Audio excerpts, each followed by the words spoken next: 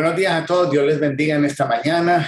Quiero compartir nuestra enseñanza del viernes acerca del Espíritu Santo. Esta es la 12ª enseñanza de esta serie sobre el Espíritu Santo. Normalmente las poníamos a las 8 de la noche. Quisiera haberla puesto hoy a las 9, pero se me hizo difícil. Pero la coloco en la mañana para que la mayoría puedan irla viendo durante el día. En los evangelios, el centro de los evangelios es Jesucristo. En el libro de los Hechos, el centro es el Espíritu Santo, el Consolador, el Ayudador, el que nos enseña y el que dirige la iglesia. Marcos 16:10 dice, yendo a ella, lo hizo saber a los que habían estado con él, que estaban tristes y llorando. El Evangelio de Marcos, capítulo 16, es ya terminando el Evangelio, y después de los Evangelios sigue el libro de Hechos.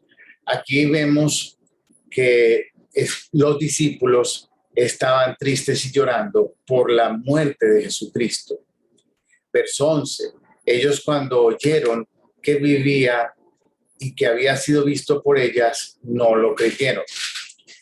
La Biblia habla de que las mujeres fueron a verla, a ir a ungir al cuerpo de Jesús, al sepulcro, o sea que nadie había creído, ellas solamente iban a ungir el cuerpo muerto de Jesucristo en la tumba, y iban camino a la tumba y encontraron la tumba abierta, la tumba vacía, y los ángeles que le dijeron, ¿por qué buscáis entre los muertos al que vive? Ellas vinieron corriendo a decirle a los discípulos que Jesús había resucitado, pero dice la Biblia que ellos no creyeron. Marcos 16:12, después apareció en otra forma a dos de ellos que iban de camino yendo al campo. Ellos fueron e hicieron saber a los otros y ni aún ellos creyeron. Se le presentó Jesús resucitado a otros discípulos, 2 discípulos. Ellos vinieron, le contaron al resto y no creyeron. Quiere decir, mis amados, que los discípulos de Jesucristo en ningún momento creyeron en la resurrección. Ellos fueron creyendo a medida que fueron viendo. Tenemos la ligera creencia de que Tomás fue incrédulo. Sí, Tomás fue incrédulo, pero no todos fueron incrédulos. Lo que pasa es que Tomás fue el último en ver a Jesús, pero todos los discípulos fueron creyendo a medida que fueron viendo a Jesús resucitado, incluyendo Tomás. Marcos 16:14. Finalmente se le apareció a los 11 mismos, estando ellos sentados a la mesa, y le reprochó su incredulidad y dureza de corazón, porque no habían creído a los que le habían visto resucitar. O sea que el Señor reclama, se presenta ante los 11 discípulos y le reclama su incredulidad, su dureza de corazón, porque cuando alguien les decía Jesucristo ha resucitado, ellos no creyeron hasta que vieron a Jesús. Y les dijo, id por todo el mundo y predicad el evangelio a toda criatura. Qué interesante que primero les llama la atención, los exhorta acerca de su incredulidad y después los envía a predicar el evangelio a todo el mundo. Jesús está enviando a 11 personas incrédulas a predicar. ¿Por qué incrédulas? Pues porque no habían creído en la resurrección, porque él mismo les estaba exhortando. Sin embargo, les dice, vayan y prediquen.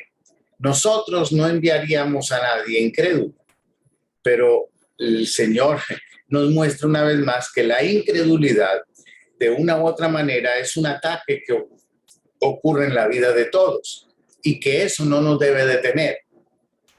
Que aunque haya momentos de temor, de incredulidad, de inseguridad, debemos cumplir con el propósito de Dios.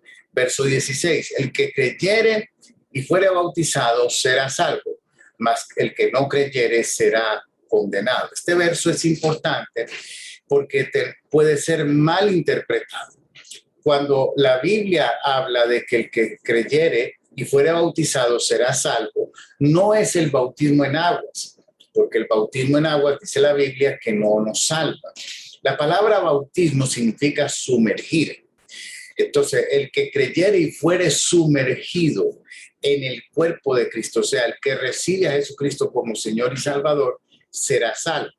Es un tipo de bautismo. El bautismo en el cuerpo de Cristo es cuando usted y yo recibimos a Jesucristo como Señor y Salvador, somos sumergidos o bautizados en el cuerpo porque venimos a ser parte del cuerpo de Cristo. Él es la cabeza y nosotros somos el cuerpo. ¿Por qué es importante aclarar esto? Porque no podemos determinar la salvación de las personas por el bautismo en aguas. El bautismo en aguas es una ordenanza a la iglesia y hay que hacerlo. Pero el bautismo en agua no nos salva. Hay personas que mueren sin ser bautizados en el agua, pero son salvos. Un ejemplo bíblico es el ladrón en la cruz, que no fue bautizado en agua, pero fue salvo porque creyó en Jesucristo. La salvación viene por la fe en Jesucristo, no por el bautismo en aguas. Ahora, una vez que recibimos a Jesucristo, pues debemos de tratar de hacer todo lo posible por bautizarnos en las aguas. Verso 17, y estas señales seguirán a los que creen, en mi nombre echarán fuera demonios, hablarán nuevas lenguas, tomarán en las manos serpientes, y si bebieren cosas mortíferas, no les hará daño. Sobre los enfermos pondrán sus manos y sanarán. Aquí se le habla a los creyentes de la autoridad y el poder que tenemos. Recordando una vez más que no es que nos vamos a poner a jugar con serpientes, sino que si en algún momento por causa del propósito de Dios una serpiente te atacara, no te hará daño porque estás cumpliendo con el propósito de Dios. No significa que nos vamos a poner a jugar con serpientes. Y también habla de una simbología porque la serpiente es símbolo de Satanás y dice que pues aunque nos atacara, no nos podrá hacer daño. Encontramos quiero hablarle del panorama antes de la venida del Espíritu Santo a la iglesia. Vemos cómo Pedro negó a Jesús 3 veces. Vemos cómo los discípulos estaban tristes y llorando y estaban incrédulos de la resurrección de Cristo.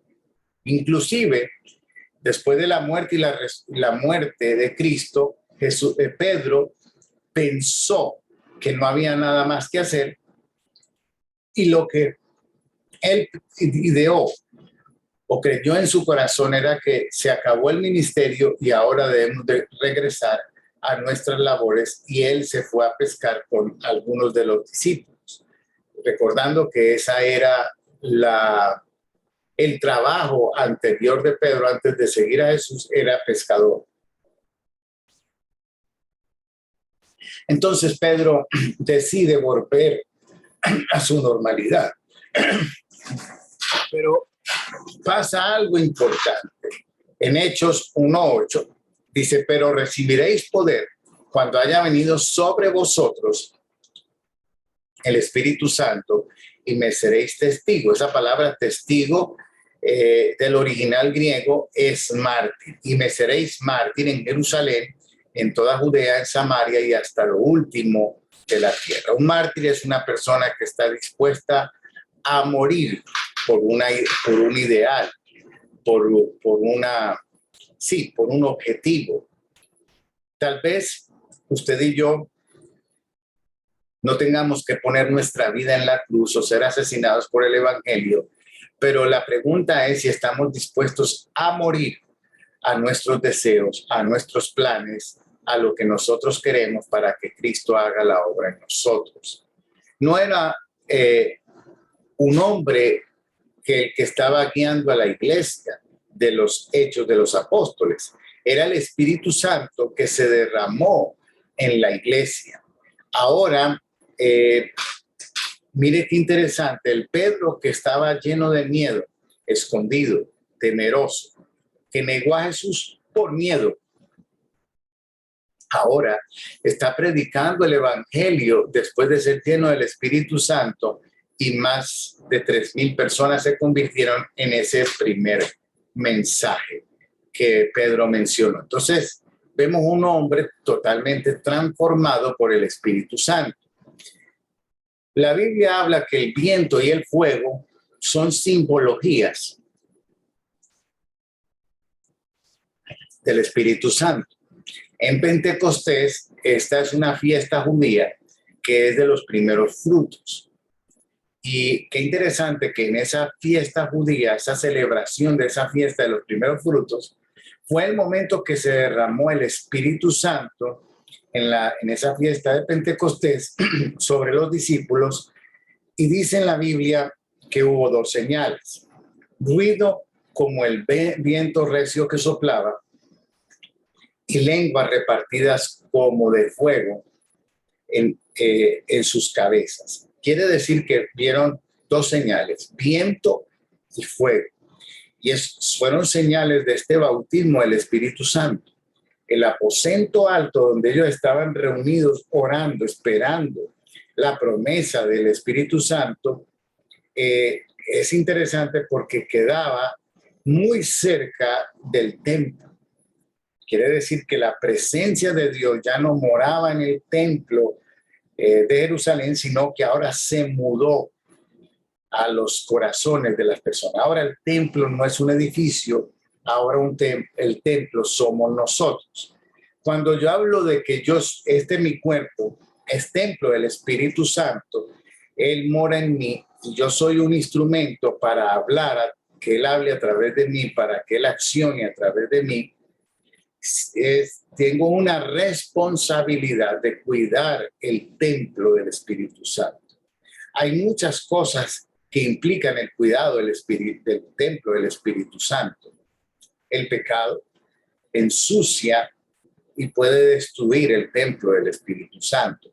La mayoría de los pecados son destructivos para el templo.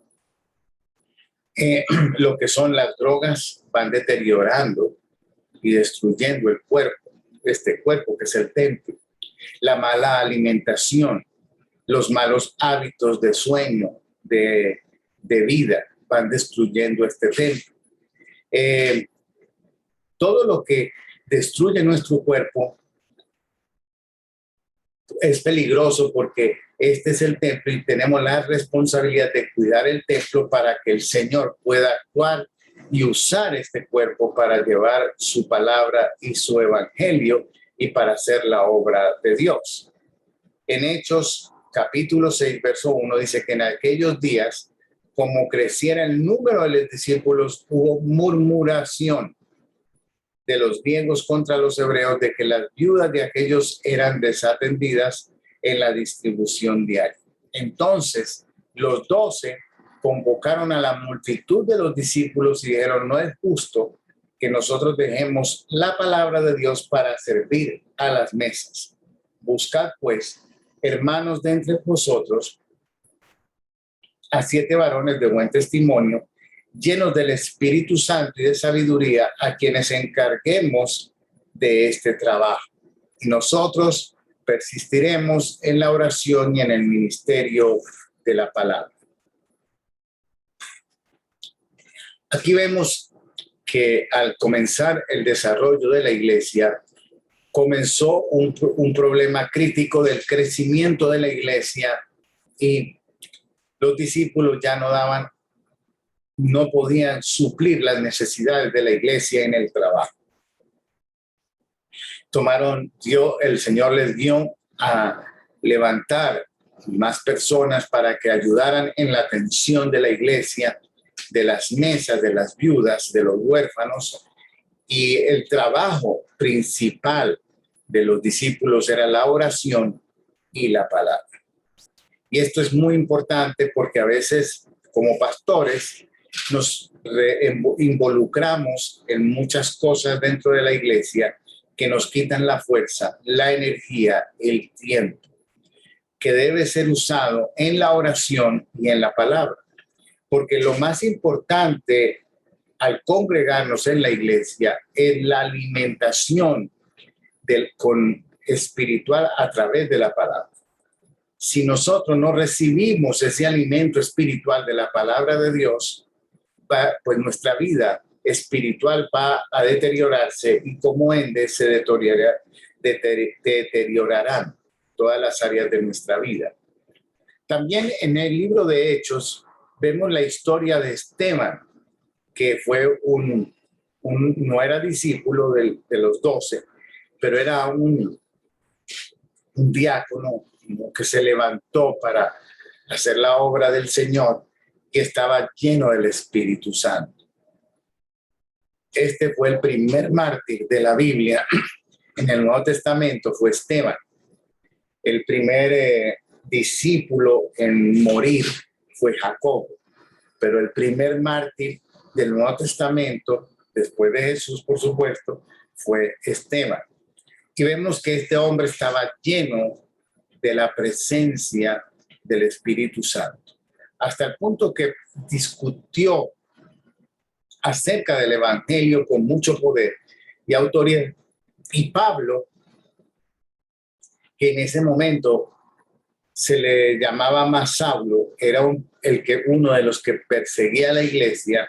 Saulo era líder en el mundo religioso de aquella época y estaba en ese momento presenciando la muerte por apedreamiento de Esteban.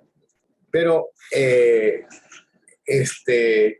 Esteban estaba lleno del Espíritu Santo y Saulo era el que tenía la autoridad para corroborar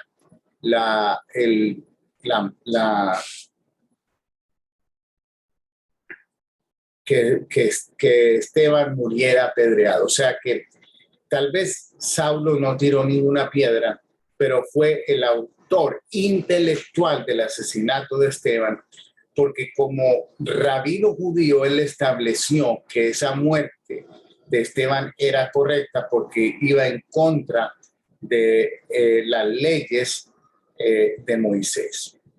Entonces, aquí en Hechos capítulo 9, verso 10, vemos parte de la historia del apóstol Pablo, ahora conocido como Saulo, primeramente, perseguía a la iglesia, estuvo en la muerte de Esteban y tenía autoridad y poder para perseguir a la iglesia.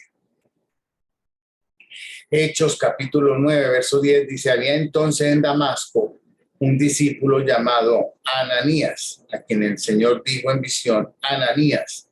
Y él respondió: heme aquí, Señor.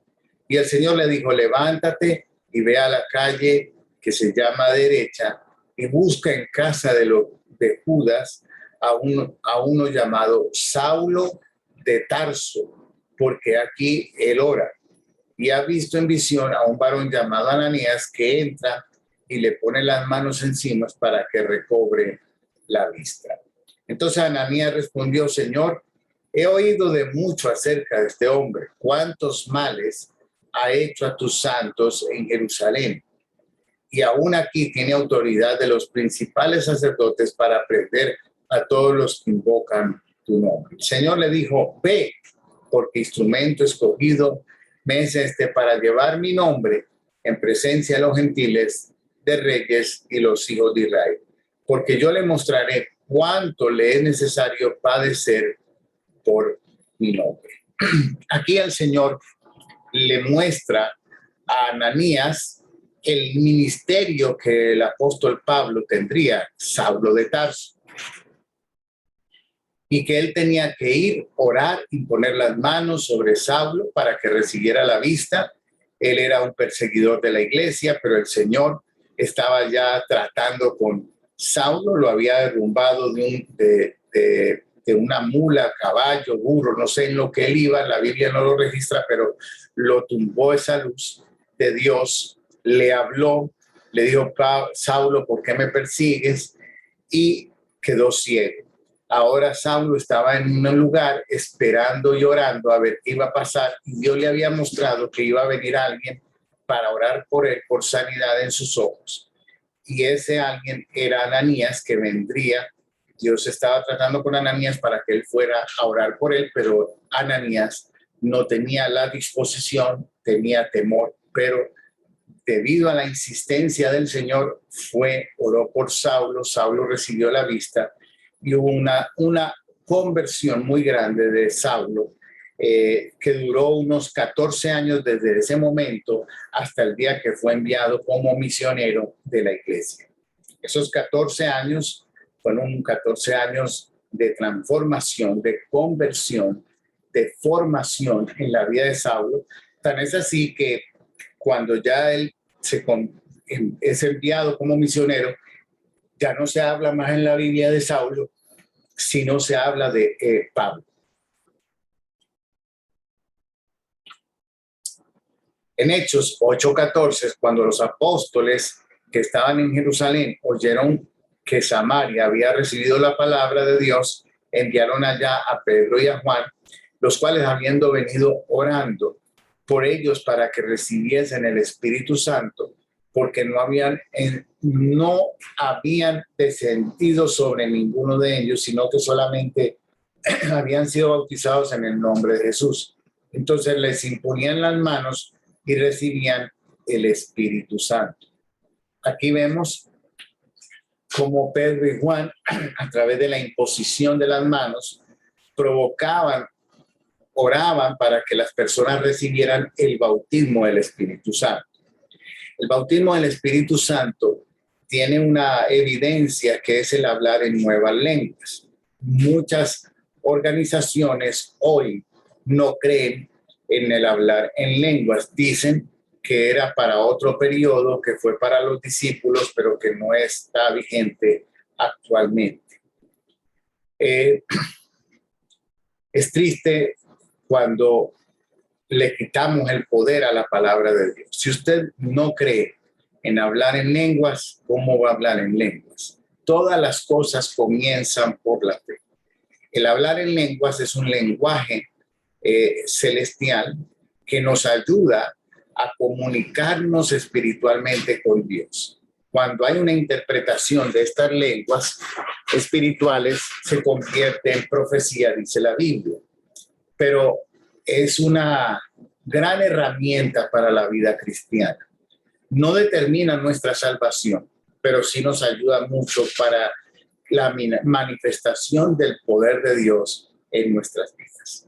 La iglesia, los discípulos realmente siguieron a Cristo por varios años, pero el cambio en ellos sucedió cuando recibieron el Espíritu Santo. O sea que los cambios más poderosos ocurren cuando recibimos el bautismo del Espíritu Santo. En Hechos capítulo 10, verso 44, estamos viendo la manifestación, el poder del Espíritu Santo en el libro de Hechos. Mientras hablaba Pedro, estas palabras, el Espíritu Santo cayó sobre todos los que oían el discurso. Quiere decir que el Espíritu Santo puede venir y tocar a una persona, no solamente cuando se le imponen las manos, sino cuando se está escuchando la palabra. Y los fieles de la circuncisión que habían venido con Pedro se quedaron atónitos de que también sobre los gentiles se derramase el don del Espíritu Santo. O sea que la iglesia comenzó a crecer y a desarrollarse a través del poder del Espíritu Santo.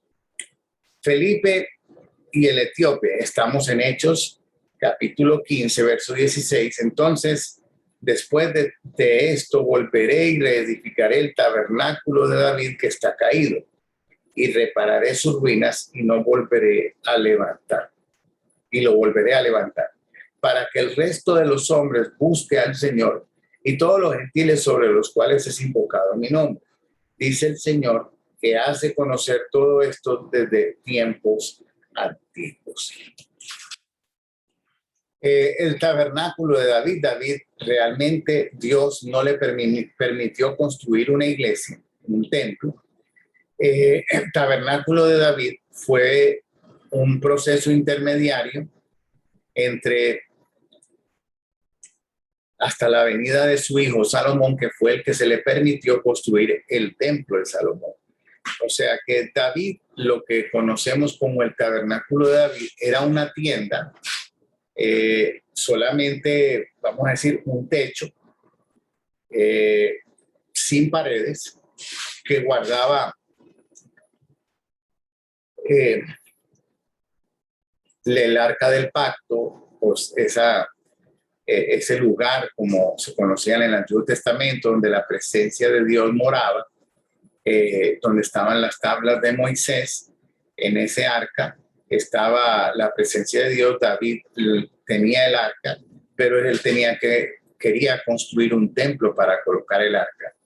Como David había fallado en algunas cosas a Dios y era un hombre de guerra, Dios no le permitió construir a David. Le digo, tu hijo Salomón es el que va a construir el templo.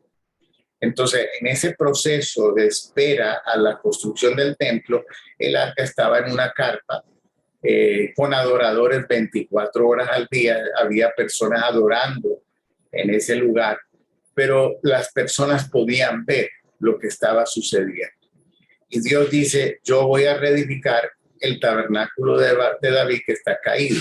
Ese tabernáculo es un lugar, ya no es un edificio, es nuestras vidas. Somos el tabernáculo de David. Lo hacemos cuando adoramos al Señor y para que el resto de las personas puedan ver la obra de Dios en nosotros.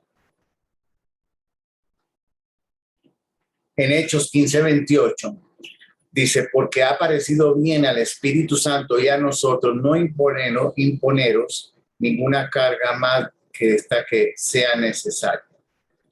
Imagínense que cuando el apóstol Pablo comenzó a llevar el evangelio y tocar a los gentiles, hubo un problema, porque la mayoría de los discípulos de Jesucristo eran judíos y ellos tenían sus costumbres judías y continuaban hasta cierto punto guardando y cuidando la ley. Cuando Pablo comienza a llevar el evangelio, los gentiles comienzan a llenar el espíritu, ser llenados del Espíritu Santo, y ahí empieza la disputa entre los judíos, porque ellos decían que los gentiles tenían que cumplir con la ley y judaizarse. Esto es guardar el día, el sabbat, o sea, guardar el día de reposo, los alimentos y todo lo que la ley enseña.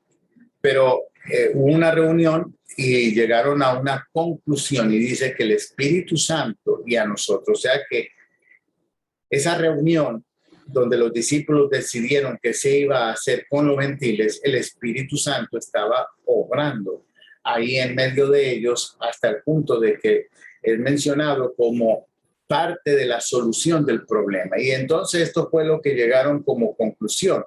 El verso 29, que os sostengáis de los sacrificados a ídolos de sangre, de ahogado y de fornicación, de las cuales cosas si os guardéis bien, bien haréis, pasarla bien. Entonces, a nosotros, los gentiles, se nos prohibió los sacrificios, que nos abstengamos de los sacrificios a los ídolos, de comer alimentos con sangre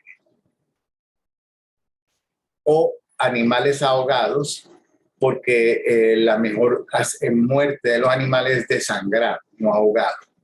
Y todo lo que son la fornicación, o sea, las leyes sexuales, todo eso es lo que está vigente para nosotros, los gentiles, acerca de la ley. En Hechos 16:6, atravesando Frígida y la provincia de Galacia, les fue prohibido por el Espíritu Santo hablar la palabra en Asia. Cuando llegaron a Misia, intentaron ir a Bitinia, pero el Espíritu Santo no se los permitió. En la Biblia dice ir por todo el mundo y predicar el evangelio a toda criatura, pero aquí vemos que el Espíritu Santo les daba una guianza específica a ellos en dónde ir y a dónde no ir. Eran guiados por el Espíritu Santo. Hoy nosotros también podemos ser guiados por el Espíritu Santo. Señor, te doy las gracias por este día maravilloso. Hemos estado compartiendo el trabajo del Espíritu Santo en el libro de Hechos y en la iglesia nuevo testamentaria. Estamos viviendo en el Nuevo Testamento, el nuevo pacto, y el Espíritu Santo está dispuesto a bautizarte, a llenarte, a bendecir tu vida. Y oramos en esta mañana para que recibas a través de esta oración y de este medio la manifestación, el poder del bautismo del Espíritu Santo con la evidencia de hablar en lenguas. Señor, yo te pido por cada una de las personas que ahora mismo están viendo este video y que están deseosos, necesitados de recibir el bautismo del Espíritu Santo. En el nombre de Jesús te pido que sean llenos de tu Espíritu Santo, que sean revestidos con el poder del Espíritu Santo. En el nombre de Jesús. Amén. Dios les bendiga a todos. Les deseo un feliz día. Bendiciones.